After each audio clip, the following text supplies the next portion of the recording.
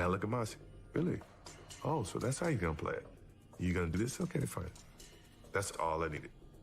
That's all I needed for him to do that. And it became personal with me.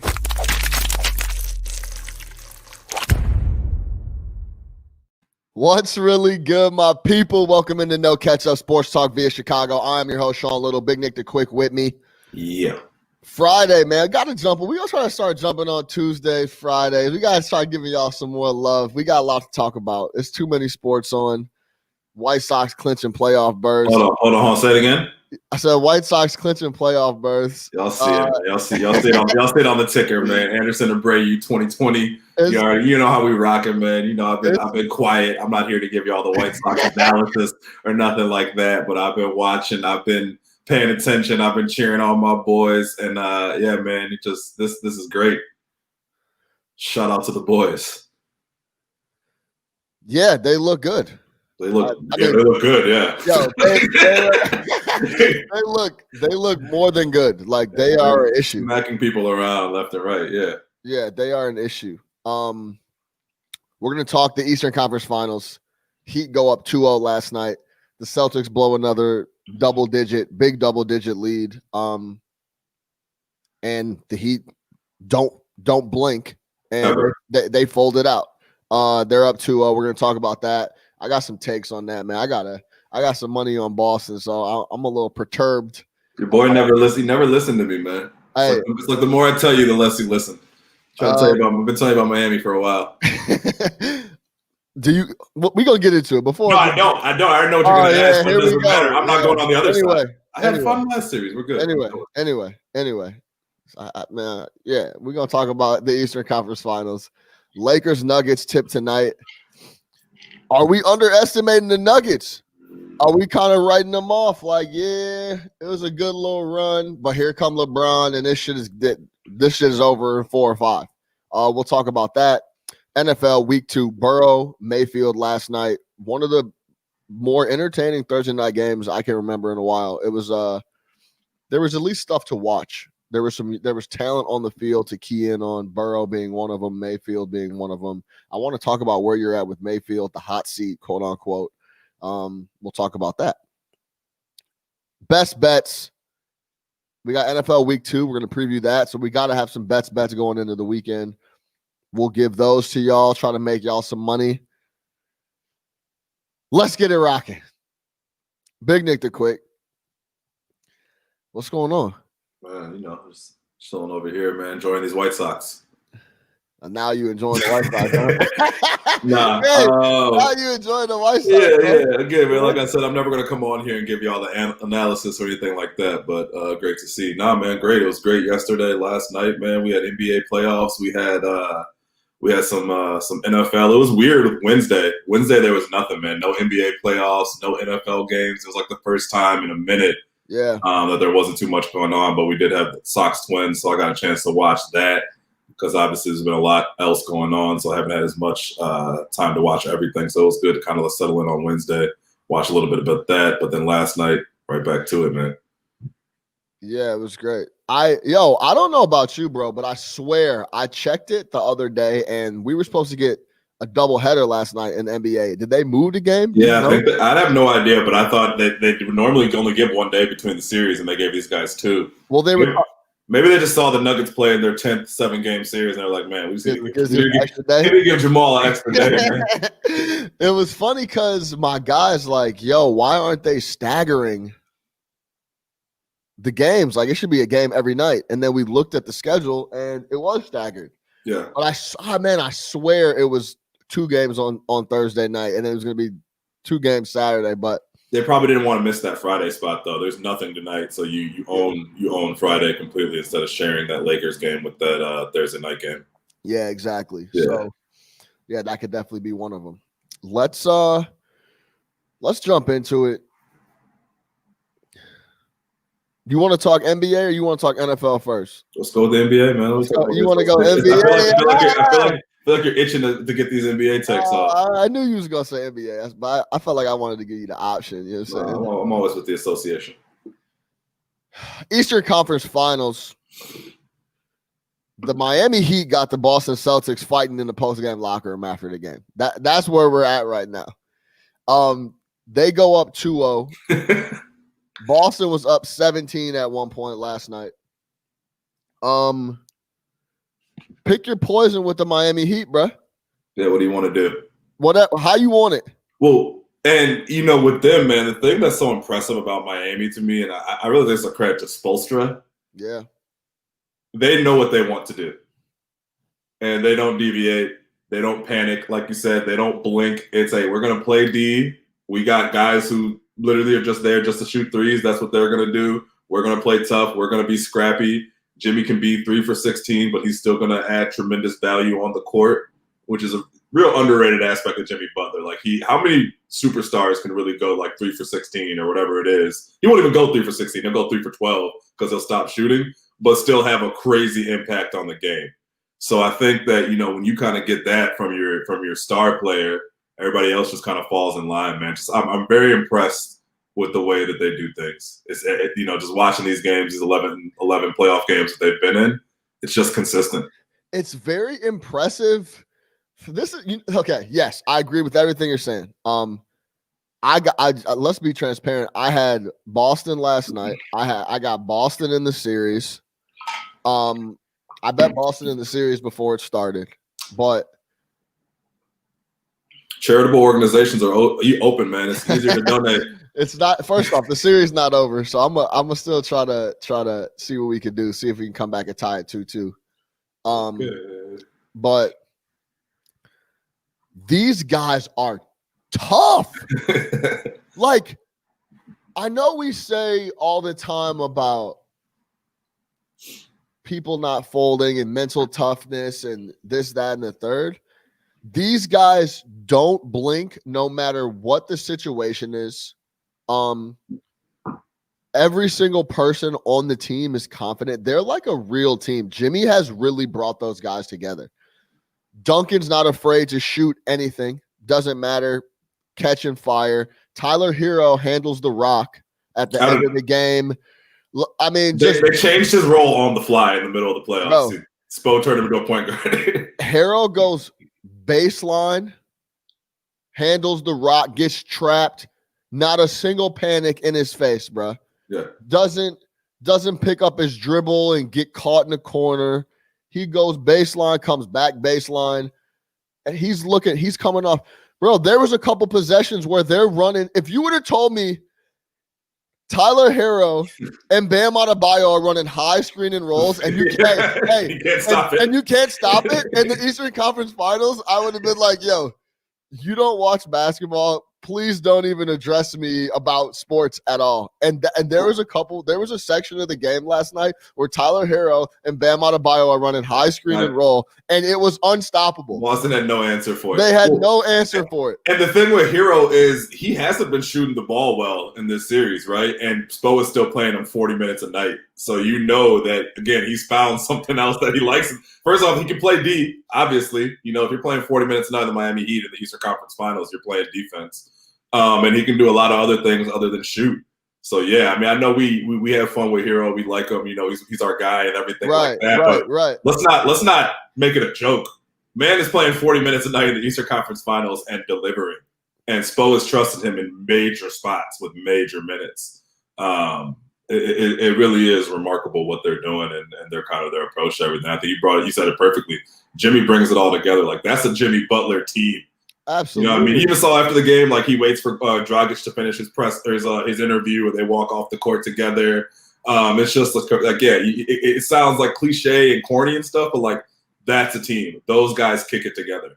I read this article in the Undefeated yesterday, and it was with Haslam, and they were talking about Haslam and kind of his role on the team. If you ever want to get any insight to the Miami Heat and how they do business, just literally look at Udonis Haslam. If you don't know, he's still in the league.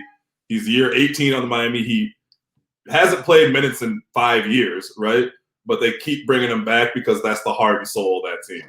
They pay him $1 million a year to not play, but to mentor the guys, to be available, to bring that toughness, to be an extension of Riley and Spoelstra in the locker room. And I was reading this article with him, and they were asking, they were like, yo, he's like, I haven't talked to any other players in the bubble that aren't on my team. Said I didn't leave my room until my wife got here. That was a week and a half ago.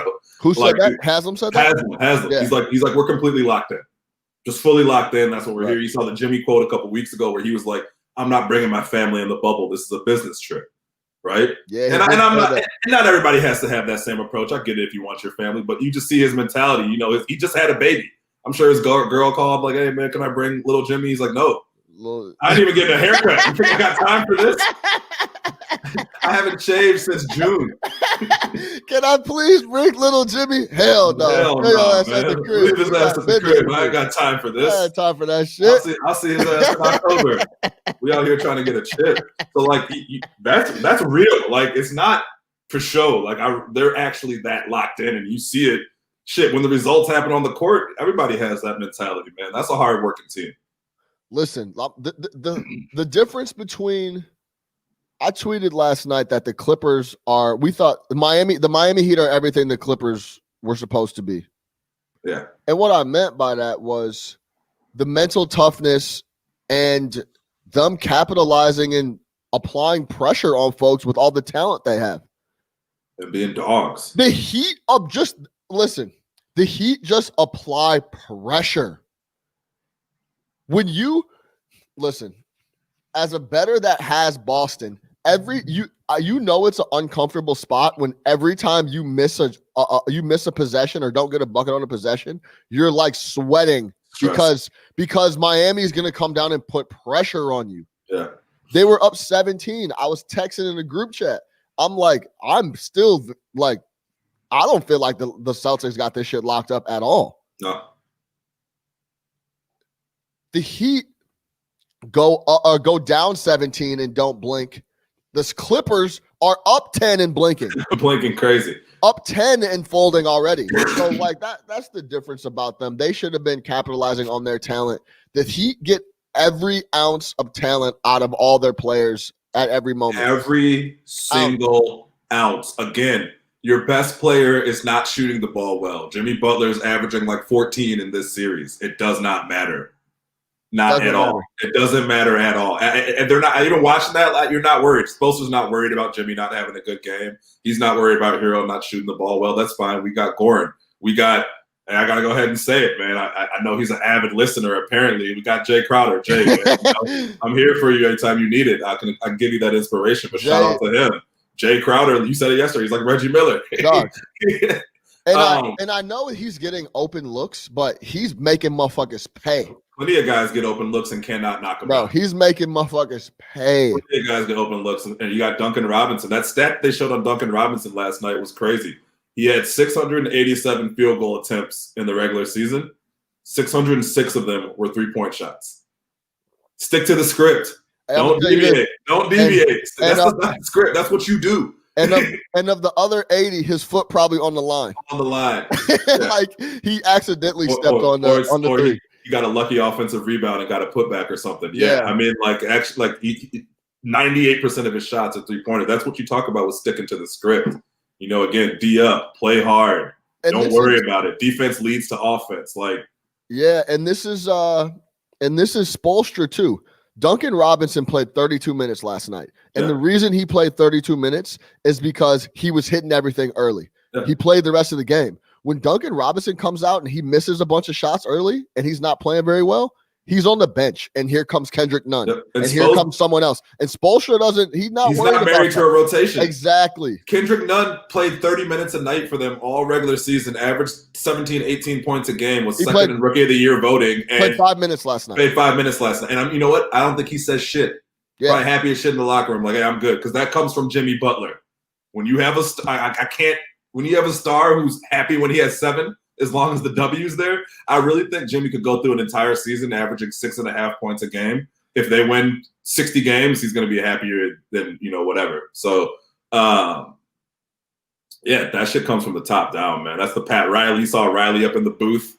Yeah, Riley looking like he hasn't aged a day, looking like money. You want to talk about looking like money? Riley smoking so many cigars. Can you imagine that night what he does? He just be chilling. Cigar and cafecito, baby. What? Con leche. You know what I'm saying? So exactly. he's chilling, bro. So, like, yeah, man, it's different over there. And, like, It's crazy that he does that in Miami too. It's like, yo, at the end of the day, we're gonna put you through this grinder. We have this tough Midwestern vibe, but you gonna live on South Beach. Yeah, hard day at work, go home to South Beach. Like that's a team to watch. Well, that's the thing. I think, and don't get it twisted. If you don't think Jimmy has fun, you got it wrong. But he just be locked in too. Yeah, so that's how he's got the whole squad. Exactly. It's very very interesting to see. Let me ask you this: if they get out of this, so let's say they, if they win a championship, you might have to. But where, even just right now, where are you with Spo? Has he jumped some coaches for you? Spo, I used to hate on Spo. We already knew he was a good coach, right? But like where this last couple of years in Miami here has been very impressive, or last few years, I should say. He's kept them competitive. They're never a shit team. Dude, people were clowning Jimmy for going down there. Yeah. Like, he thought he wanted to be a winner. Yeah, people were clowning him for going down there. Spo's one of the top 3 coaches in the league. That's simple as that. He's what he's getting out of these guys and how locked in everybody is, and everyone's bought in. And I think Jimmy has helped that tremendously, bro. Jimmy vibes so well with Jay Crowder.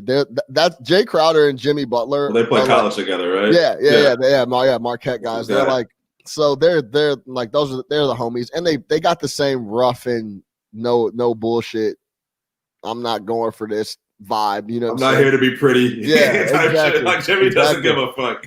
And I think, for example, this is why the team is so perfect. Bam is just athletic and can do whatever he wants.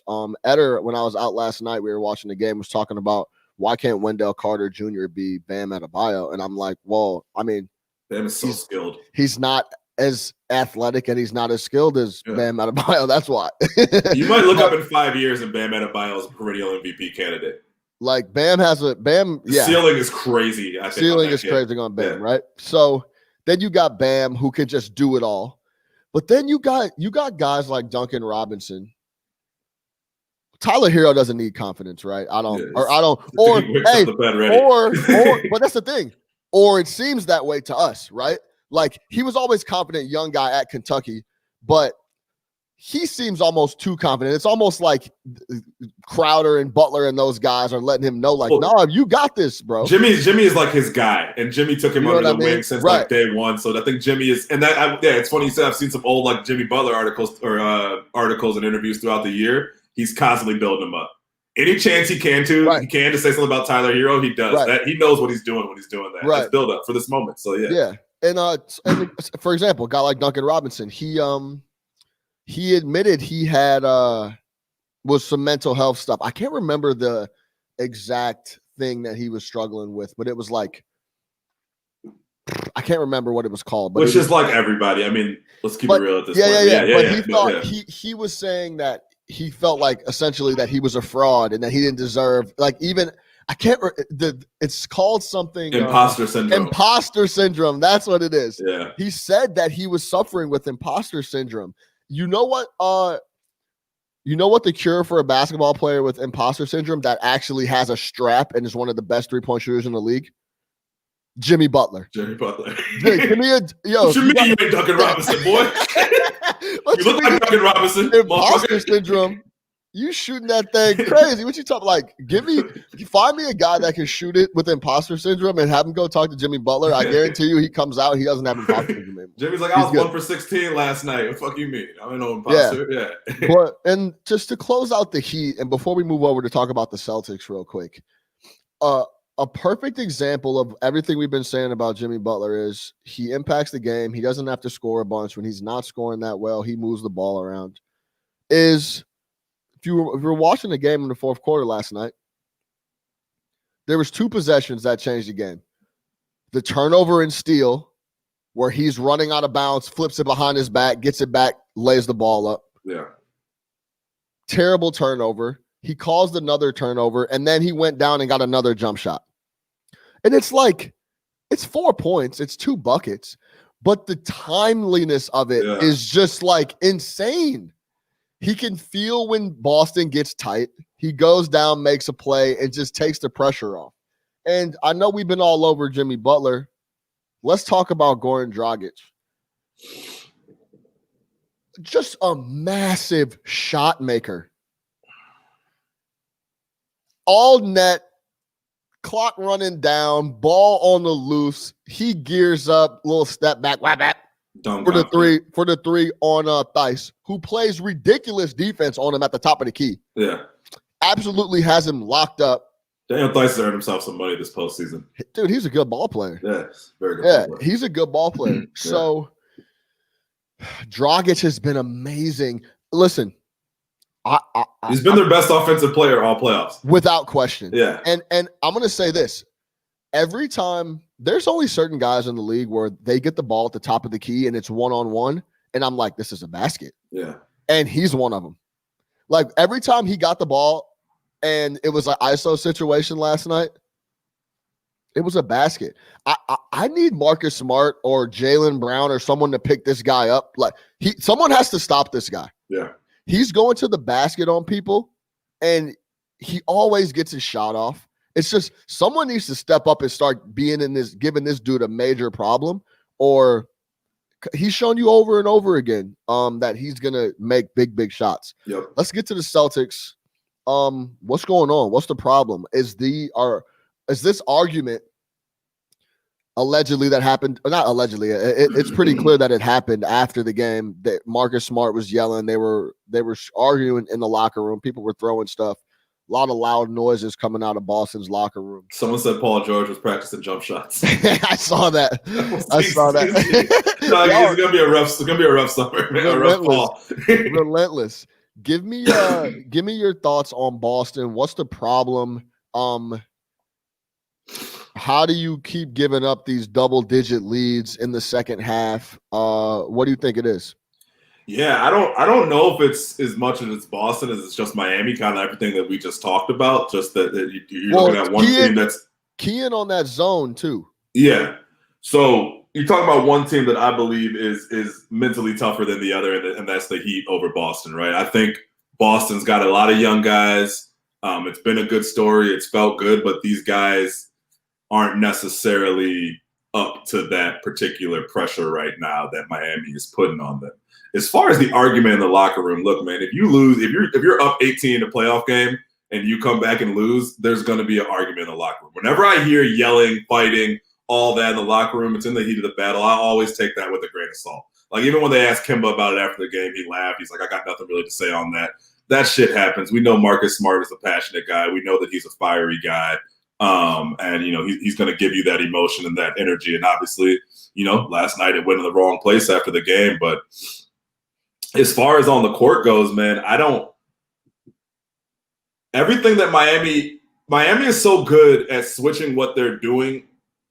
And I know I was just talking about how consistent they are, but as far as just like switching what they're doing to react to what you're doing, same thing that they were doing to Milwaukee last series, Boston just doesn't have an answer, right? I think Boston starts out these games looking well. You got Tatum doing his thing. You got Brown doing his thing. But when push comes to shove and Miami starts making those adjustments and goes on those runs, they just have no answer for it.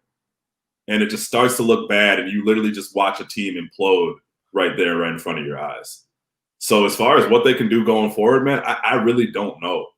I don't see a path to victory for this Boston Celtics team. I think this is over in 6. I'm going to tell you what they could do. They could go get in the gym and figure out how to break down a zone defense, because they absolutely panic and start throwing up prayers when they were in the zone. Every time they broke down the zone, and me and we were watching it and breaking it down last night, when the ball got in the middle of the floor in the zone, they broke it down. They collapsed the zone, they kicked it out, and got good looks. Every time they didn't get the ball in the middle of the zone, it was a problem. They had no answer for that. This is the second. Toronto was giving them problems with the zone as well. Brad Stevens got to get these guys to figure out the zone. As simple as that, because that was the major adjustment, and they had no answer for it at all. And salute to Spo, because, man, if you would have told me fourth quarter, 4 minutes left, the NBA team is running a zone defense and it's working incredibly well, I would say I wouldn't believe you. You know what I'm saying? So, but that's the trust that he has in his guys. Right. That's crazy trust, like you just said, in the fourth quarter, running a zone defense against a team that has shooters. Guys that can knock down open shots, guys that should theoretically be able to break down a zone. When you're talking about guys like Tatum, when you're talking about guys like Kemba Walker, those guys should be able to break down a zone, but they're not. And and if we're gonna, and just to sum it up and wrap it up, when it's big time, big spotlight situations, Boston has been small, Miami has been large. Jason Tatum has been small. Jimmy Butler and Dragic have been large. Very simple as that. In the third quarter, second quarter, Tatum and those boys are killing them. Fourth quarter, when it's time to close the game out, there's a problem. If you're up 17 points, you are supposed to bury whoever you're playing, especially in the playoffs, and you're on an even keel with them. You're just as good as the Heat on paper, or you're supposed to be. You're supposed to be burying teams like that. You're not supposed to be giving up leads 16, 17 points in the second half. And are we seeing I love his passion and his energy and what he brings to the game. Are we ODing a little bit on Marcus Smart here? Like why in the Eastern Conference Finals do we ever get why? But let me ask this. No, I don't mean like minutes wise or anything like that, but why does he have more attempts than Jason Tatum in a playoff game? Because Jason Tatum not demanding the ball and putting them up. That's why. Probably. What else would it be? Yeah, it's just thinking out loud, right? Like when I look at the box score, that's the something that sticks out to me. Tatum for me needs to be taken over. I think he has all the skills to be a guy that can take over games. I think he shows it when he wants to show it. I just think he's kind of inconsistent, man, and like I feel like this is kind of his moment. This is 100% his moment. It's 100% his moment. There's no Hayward. There's none of that. Like it is all you. You're the focal point. You have the game. You have the skill.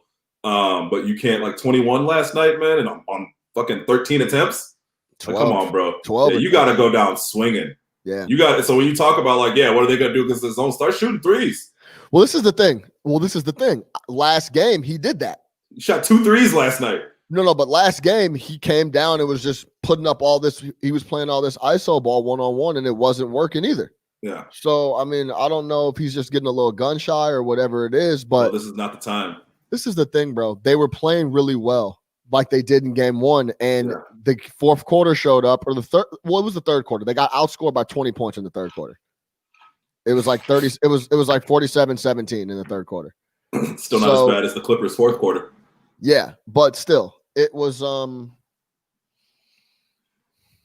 man, it's the big leads. Miami doesn't blink, and so do you think that Stevens? So let's say this. So not knowing that, right? You see the zone issues. Yeah. Do you think that he adjusts? If he doesn't make an adjustment game 3, how are you looking at Brad Stevens, knowing that it's coming?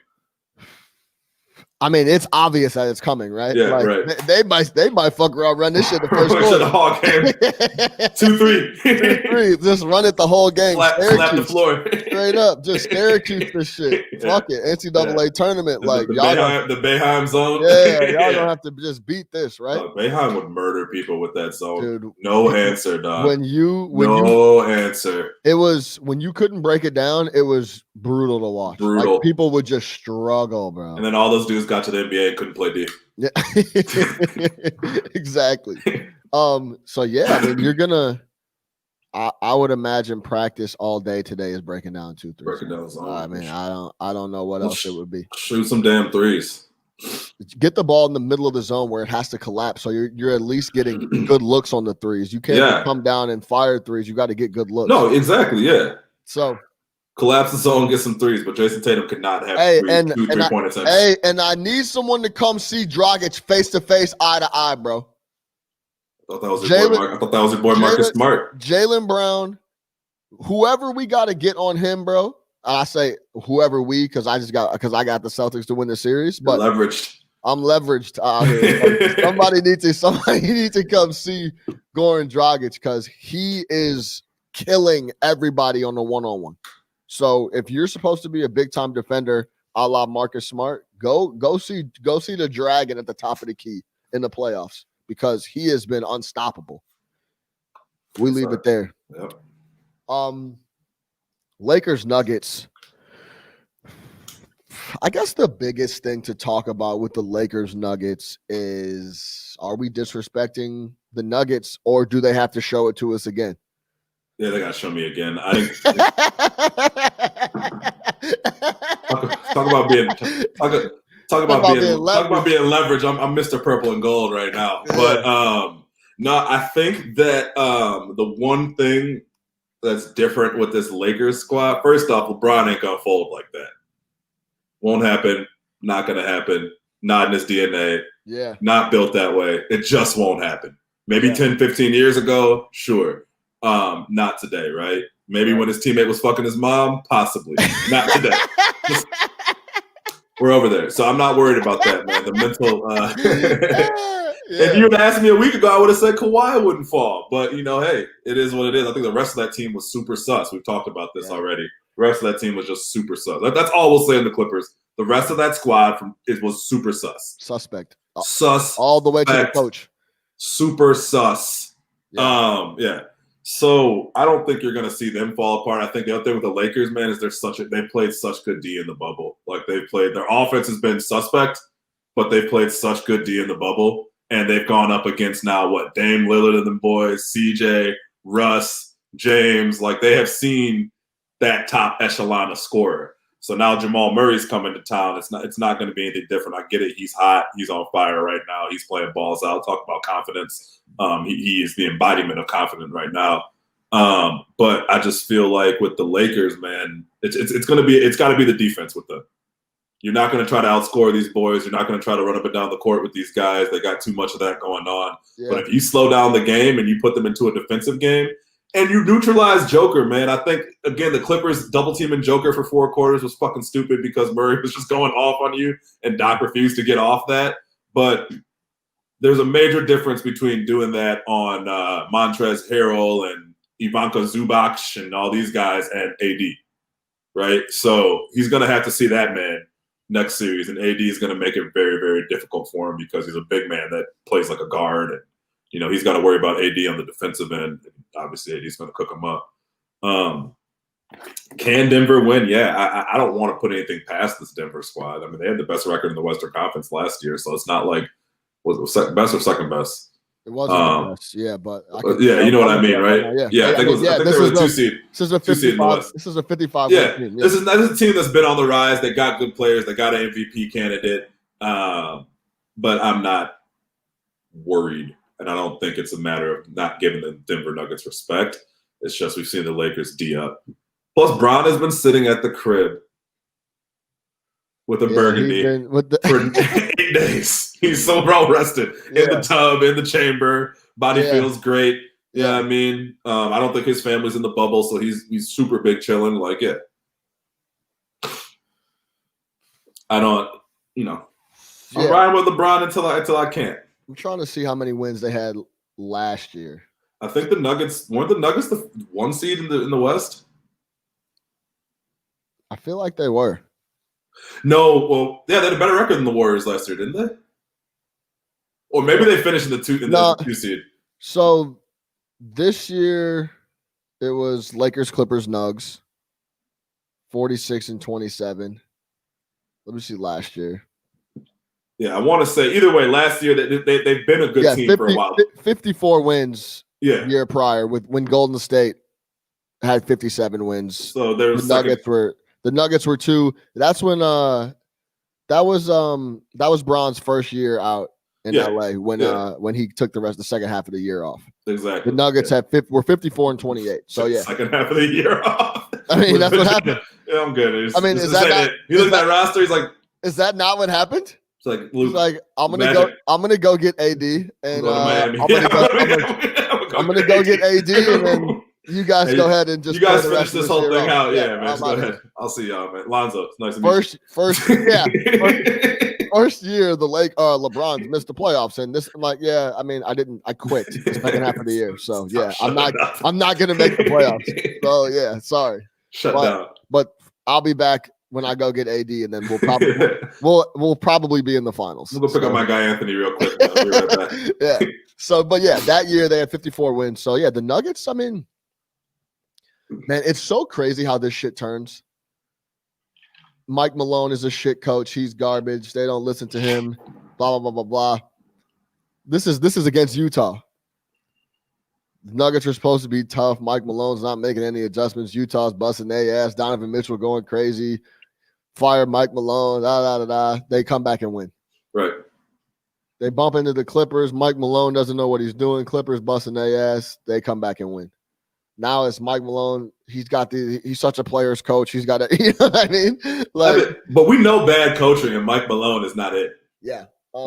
Brett Brown, bad coach. It's not Budenholzer. Mike Budenholzer, bad coach. You know what I mean? These guys are bad coaches. They don't know what they're doing. Mike Malone is a good coach. He's not. Yeah, he's not those guys. I've seen it. It's not him. Yeah. It's Brett Brown essentially playing Joel Embiid at point guard when he's 7'2". I don't want to talk about it, but yeah, that's bad coaching. Yeah, so we could, I'll show you some. But it's so funny how eerily this seems to like the game one of the Clippers series. They got their doors blown off coming off a tough 7 game. Yeah, and I mean they got an extra day off though, which will help them, regroup. If you had to take the Lakers -7 or the Nuggets tonight, which?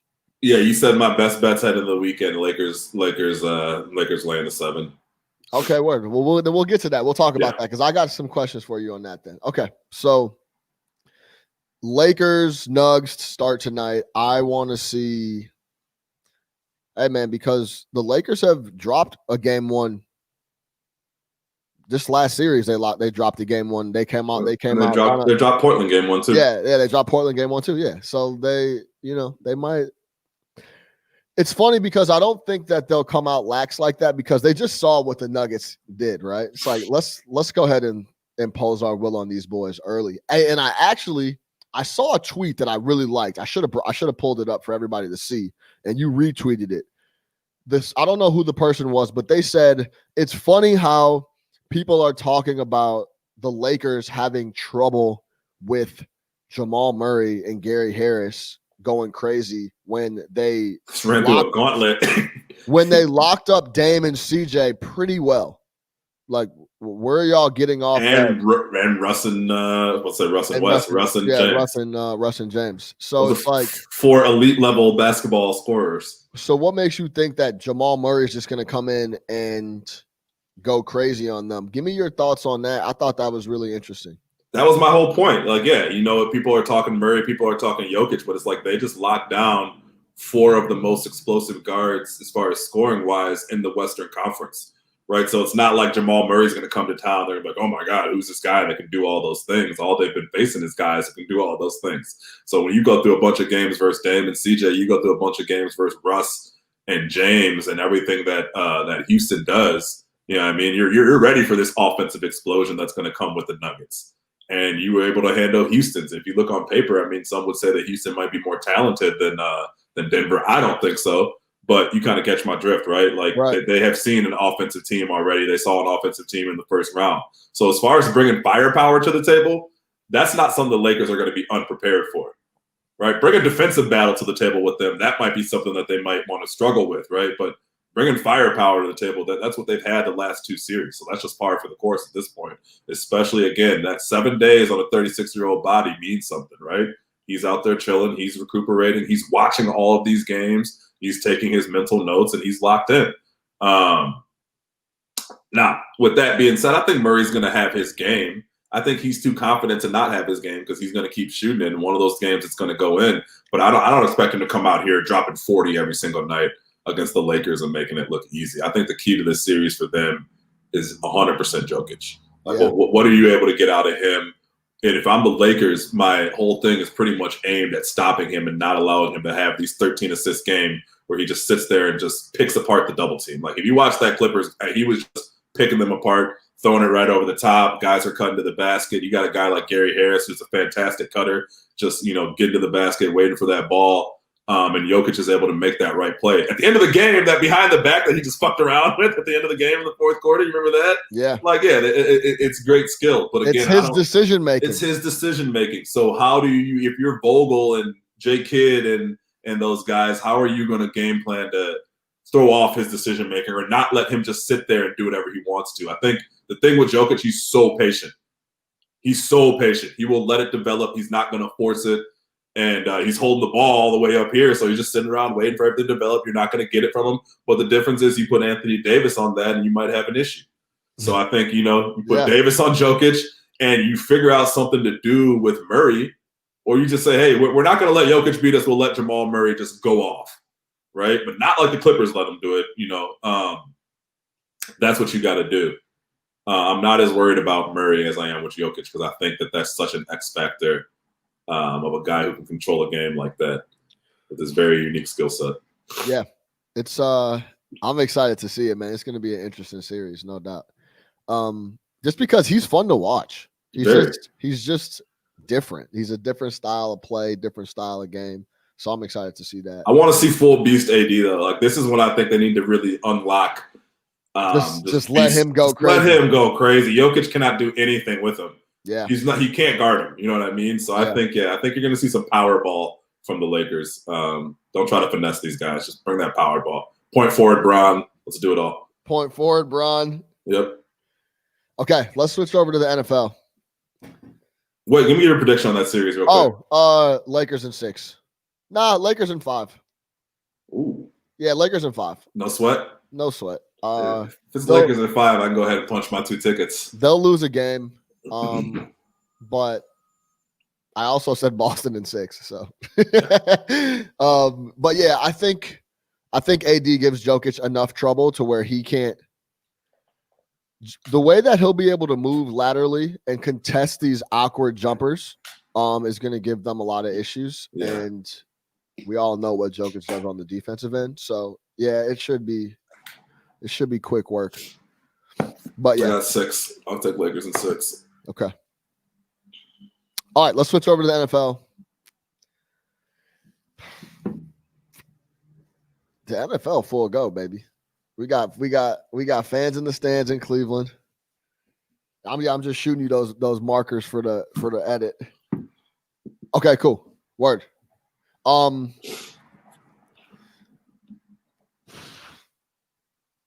Thursday night football. Joe Burrow, Baker Mayfield last night. Shout out backdoor Burrow. Backdoor, baby. Did you like my GIF? I've been waiting to use that GIF. It's the best backdoor GIF out, bro, without question. And if you don't know what we're talking about, the spread last night was 5.5, 6. A lot of places 6.5, and Cleveland was all over him. Was covering, gave up a TD, then went back and got another TD to go back and cover. And that was probably one of the widest open back doors I've seen in a minute. Like Burrow trying to get some confidence, complete some passes, and Cleveland can't lose on the TD. So they're just kind of like, end the game. Like, whatever. They can score if they want to type shit. Yep. And that's exactly what happened. So that back door was open. Burrow lost, but got to cover. Yep. So he won. Yeah.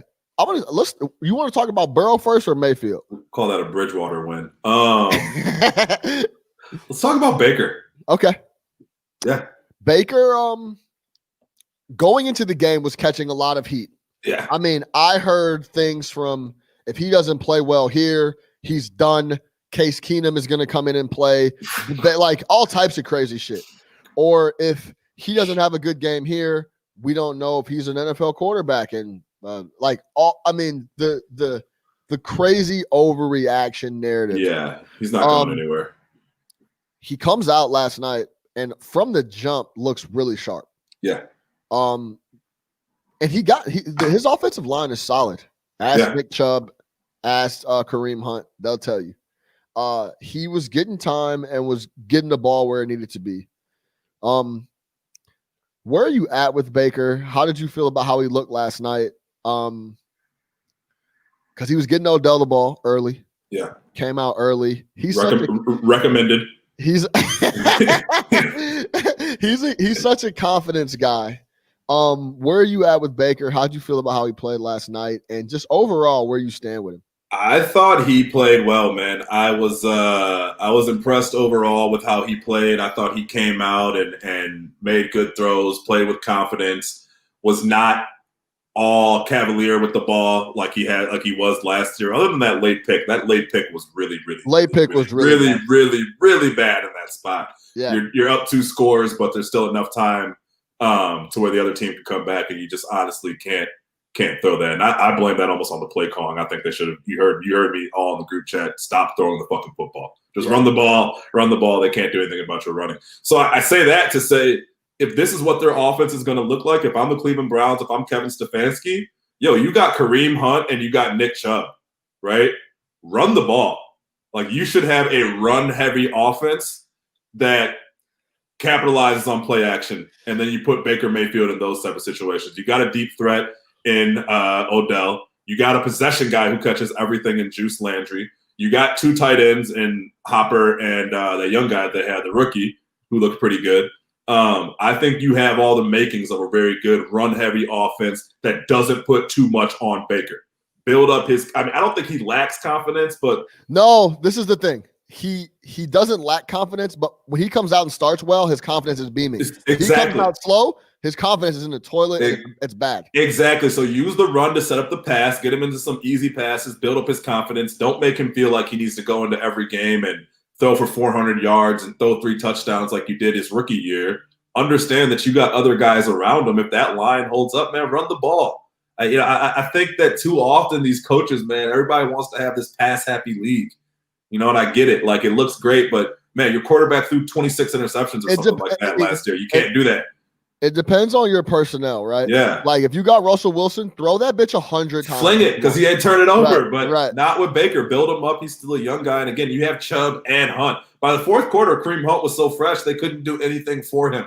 No, nothing. I'll say this: Chubb and Kareem Hunt are the best back combo in the league, without a doubt, without question. Chubb was second in the league in rushing last year, and Kareem Hunt was led the league in rushing 2 years ago. Kareem Hunt is a dog, and he had the off the field stuff happen, but he paid his dues, did his thing. He's back full go now. He's a problem. Hand the damn ball off with that team. So that's how I would answer the Baker question. I thought he played well. If he plays every game like that, if you game plan that way, you'll be just fine. Let him build up his confidence, and eventually he'll have his moments where he's going to have to do it with his arm. But I don't think you should go into any game saying, hey, man, we're going to toss it up and just let Baker do his thing. You've seen now that you have this run offense, and hopefully Stefanski, he figures that out. Yeah, 16 of 23, 219, 2 touchdowns, and then that late pick for Baker. Easy work.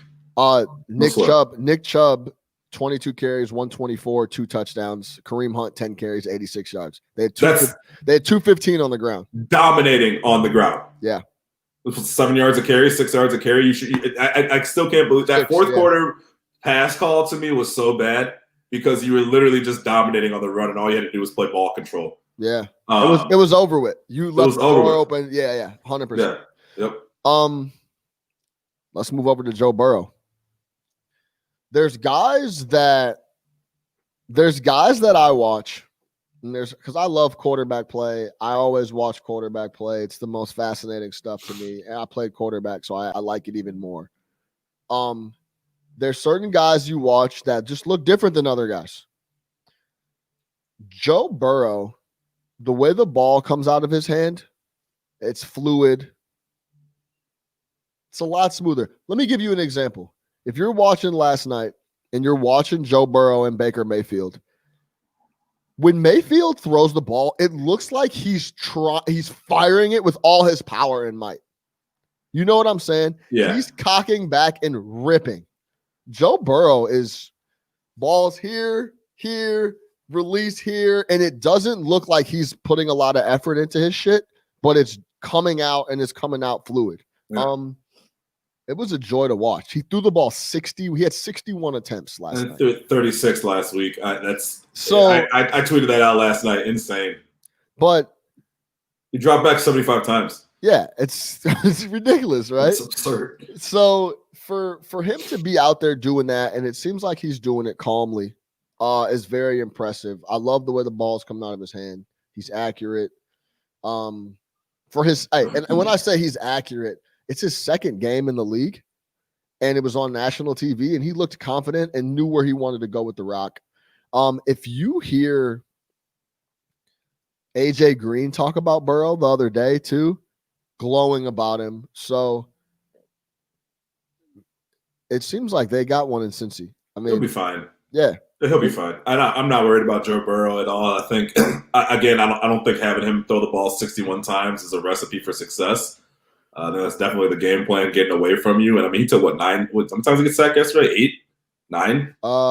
3.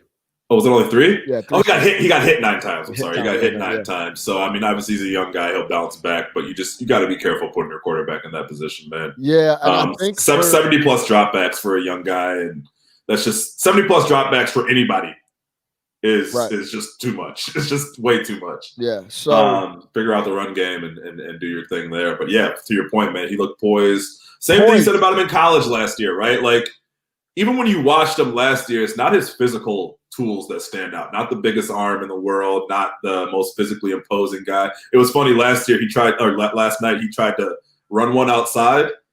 And he got his welcome to the NFL moment very quick and realizing how fast NFL defensive backs are. Right. Like in college, he would have turned that corner. There was a first down. Yeah. In the NFL, he turned that corner and there was a safety there. Like, This ain't Death Valley. This ain't that, dog. No, this ain't that. This is not South Carolina. Yeah, we all running 4.4s over here, dog. That's how I feed my family. You're not going around the corner. But as far as just the poise and how comfortable he looked back there, and even in the post game, he was answering questions. He seemed confident. Everything that Mitch Trubisky isn't, we saw from Joe Burrow yesterday. So and I hate to say that, but that was exactly what I was thinking when I was watching him. I'm like, this is everything this guy does, our guy doesn't. I'm no longer apologizing for fucking talking about Mitch Trubisky. I'm sorry, man. These people out here that are just like you're a bad person if you talk bad about Mitch. You guys can go kick rocks for all I care. I'm no longer going to do that. But yeah, they got one, man. They definitely got one. Just the coach needs to reevaluate his plan that has him dropping back that much. Yeah, and I get it. You're down and trying to come back, and you got to throw it. But 61 attempts is a lot. There's a lot of attempts, no doubt. All right, let's get into the rest of the slate. NFL Week 2. The biggest games on the board are Falcons Cowboys. I think that's really interesting. Very. We got Rams, Eagles. Eagles are 0-1 coming off that. We'll get into that stuff for best bets. But we got Patriots, Seahawks. What are you most looking forward to in Week 2 for the NFL? And what gets you going about Bears, Giants? Bears, Giants. That's going to be a fun one. Didn't we play the Giants last year too, didn't we? Yeah. Yeah. As far as this week, man, a couple things. I want to see what Tampa Bay does. Right. I like watching how these things happen, man, because I want to see where it goes. So if they go 0-2, man, the folks are going to be out for blood. Onslaught, the media, the onslaught's going to come. I want to see what Kyler Murray does. That's actually one of my picks for the week. I want to see what Kyler Murray does against, what do we call them now? The Washington football team. Even in my notes, I wrote down Skins, so I apologize. Washington Ball Club, excited about that. Deshaun Watson versus Lamar Jackson. Doesn't get better than that. Doesn't get better than that, man. Black quarterback Hall of Famers. Yeah, and then Cam Newton versus Russ Wilson.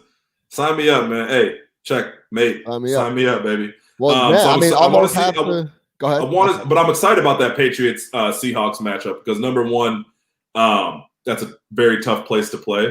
I don't know when the last time the Patriots went over to Seattle is. It has to be. I can't remember in recent memory. They played since the Super Bowl. Is it still tough with nobody in the building though? You're still going across the country. You're still doing that whole thing. Yeah, you don't have the 12th man. So, yeah, good point. I don't know how they're going to do it. Yeah, that's a good point. I will say this. You do got to go cross country. And Russell Wilson in primetime is nobody to fuck around He's not playing around. He's not playing around. Didn't Bill Belichick say he thinks he's the best player in the NFL the other day? Belichick said that? Belichick said something like, yeah, I think that he called him a player. He's like, there's nothing what this player doesn't do. He's one of the best players in our game.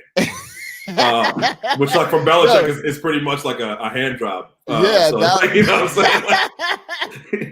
That was a phenomenal Belichick impression, by the way. Good shit. Yeah. So, where was I on that? Yeah. So I think, with Russ Wilson. Yeah. Russ Wilson versus Cam Newton, man. I think that we're in for something. So this is my thing on that. And I actually was going to talk about this in best bets, but we can talk about it now because we're talking about the NFL Week 2 preview. I don't think the Patriots don't have any skill players. They just don't have any. Like, I don't know how else. There's no way around it. Julian Edelman's their one. He's a good football player, a great wide receiver. He's not a number one. He's Chris Middleton. Chris Middleton. Julian Edelman is Chris Middleton. Like, that's who he is. So they don't have any skill players. I think Nicole Harry's there. Like, they have nobody out on the edge. Sun Devil. Yeah, she is a Sun Devil. Harry is. So the whole running the ball with Jamal Adams out there with Cam Newton and why am I blanking on his name? The best probably middle linebacker in the league forever on Seattle. Bobby Wagner. Bobby Wagner's going to be out there running around. So I think they're going to have to spread it out and go to some skill players and try to throw the ball around. And they're not going to be able, if they're not playing Miami is what I'm saying, at home. Yeah. So, and I like Seattle in the spot. I think they take care of business in prime time.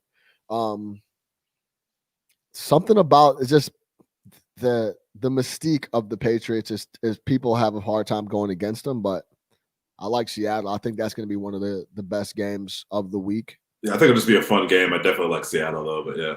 Yeah. So there's that. Let's talk about Bears Giants. How do you feel going into the game? We're at home. The Giants, the Steelers' defense is tough. Our defense is tough when they want to be. How do you see that game playing out?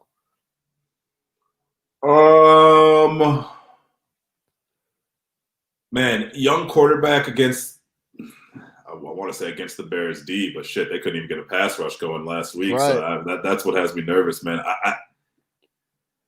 We don't know what Robert Quinn is going to do. Yeah, and I don't know where Daniel Jones is overall, right? Like, I think, anytime you're looking at a guy who's only got, 10, 12, 11 starts, he's supposed to get better every game. It's just going to be that game where he just comes out lights out. But, right. The Bears kind of set up for that because our offense isn't going to put them in that hole early because we just can't score. Right. That would be my biggest concern, right? Like, if he's operating from a level of confidence and he feels like, man, I can go out there and just play carefree because I know that if the ball goes back to the D's going to handle it, then we got an issue.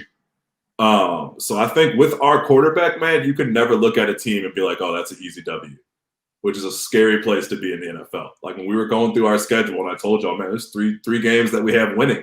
It's because we don't have a quarterback that I think can go into places and win ball games. So for me, man, I think the Bears can win this game, but I'm not overly confident. I would be nervous about Mitch Trubisky. It's nothing that the Giants are going to do. It's what the Bears are going to do and what the Bears can't do, which is generate a pass rush and score on offense. Yeah. Those two things scare me. Saquon had a rough game against the Steelers. He had like 12 yards. It's fine. Our defense is capable of doing that. And if we have to make Daniel Jones throw it all over the place like Pittsburgh did, and essentially what I'm saying is that the Bears need to go watch the Steelers tape and do exactly what they did. If we could get that going and stop the run and just try to put tons of pressure on Daniel Jones, we'll be in good shape. And Daniel Jones, if you watch that game on Monday night, for as much pressure as he was getting, he was standing in there and he was it's tough to say he was playing great because they lost and they got smoked. He turned it over, but he didn't look shook. No, he wasn't frantic. You know what I'm saying? He settled into his role. I'm here. This isn't Duke anymore. I'm here. Right. So should be an interesting game. Two young quarterbacks. I can't even call Mitch young anymore. The guy's been in the league for 5 years. He's not young. Yeah. That's it. Yeah. So, but yeah, Daniel Jones' second year. Be interesting. No doubt. Yeah, I think it'll be an interesting game, man. I don't, whatever. There's other games that I'm more interested in on the slate. Yeah. Let's move over and close just get the W, man. Yeah. We're gonna be few and far between this year. So we go to W, man. If we go to 2-0, perhaps 5-11 is a possibility. Let's move over to best bets of the weekend. Doesn't have to be NFL. Doesn't have to be NBA. It could be whatever you want. Give me your first best bet of the weekend before we get out of here. Cardinals at home laying 6.5 versus the Washington football franchise. Love it. I'm big on the Cardinals, man. I'm big on the Cardinals at home. I've always been a Cardinals better. I think you know this. Like for years, I have rode the street. I just feel like if there's a team that you can go back through that's constantly getting favorable lines, it's the Cardinals. Big believer in Kyler Murray. Not a big believer in Dwayne Haskins going across country or whatever Washington has going on. I just don't think that team has the talent to compete yet. Whereas you look at the others. You think Washington's more of that team that was down 17-0 than the team that put up 27 unanswered. Yeah, the Eagles are very sus. Eagles have always been sus. I don't get me started on Carson Wentz. So yeah, I think that's a better club. I think that Arizona's a team that's on the rise. I think that Murray and D-Hop combination is beautiful. And yeah, I think they're going to give them a lot of problems. Washington will not travel well. Okay. My best bet of the weekend is the Seattle Seahawks at home against the Patriots. Currently -3.5. I'm going to buy the point to 3 and take Seattle -3 at home. I think they take care of business. I'm worried about Cam's skill position. I'm worried about Cam having to run the ball too much. And I think the Seattle Seahawks have the personnel and are used to dealing with guys like Kaepernick and people that are mobile and can move around. Bobby Wagner is going to know what to do. The Seahawks are used to dealing with Kaepernick, who hasn't played in the league.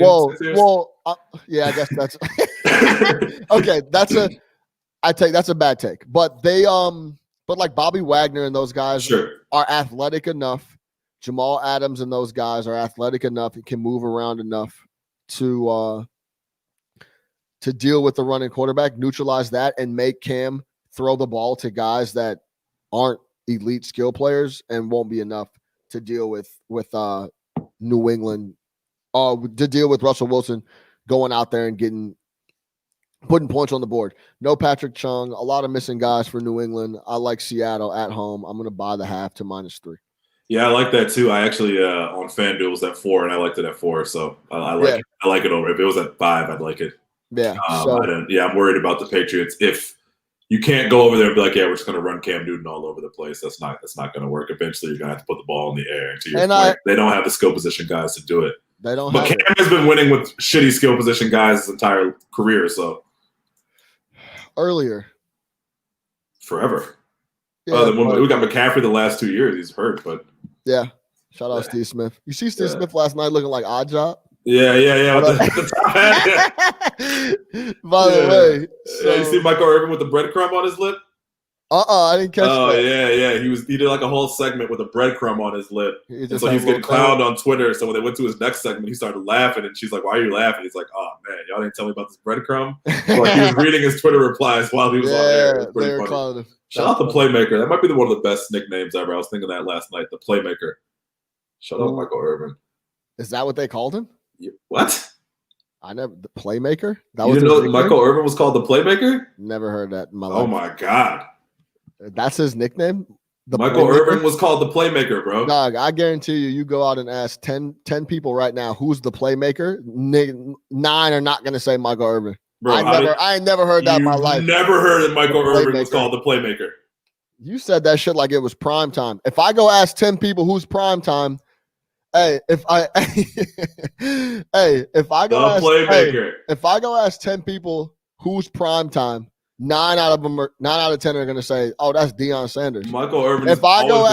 He's always been called the Playmaker since we were kids. If I go ask 10 people who's the Playmaker, I guarantee you nobody say Michael Irvin. You was just watching all that baseball. I can promise you the Playmaker. Okay, so I started watching the league till like 8th grade. Man, we're talking about Michael Irvin's been called the Playmaker. They even call him the Playmaker when Mariucci always calls him the Playmaker. Yeah, I never heard that, bro. I missed that. I'm tweaking, I guess. Put it to the group chat. Also, give me Celtics -3. I'm gonna keep going to the well till they get a win. Man, you're gonna burn all your cash on the Celtics, man. It's gonna have to be they're not gonna get swept. So I'm gonna go ahead and take the Celtics. Let me lay the 7 with the Lakers. The Lakers are really gonna come out and smack them around tonight. Yeah, I'll lay the 7 with the Lakers. Fair enough. And the under. Mm-hmm. What is it? 211. 211. Okay. To recap. Quick's got the Cardinals minus. So you said 6.5. Yep. Minus 6.5 at home. He likes the Lakers minus 7 and under 211. And I like the Seahawks minus 3 by the half. And give me the Celtics minus 3. Let's get it. Somebody cash me out. Cash me out. Fill out Cash the ticket. me out. Fill out the ticket. Cash me out. For Big Nick the Quick, that's no catch up for September 18th. I am your host, Sean Little, Big Nick the Quick. Make sure you follow us. YouTube, Spotify, Apple Podcasts, Stitcher.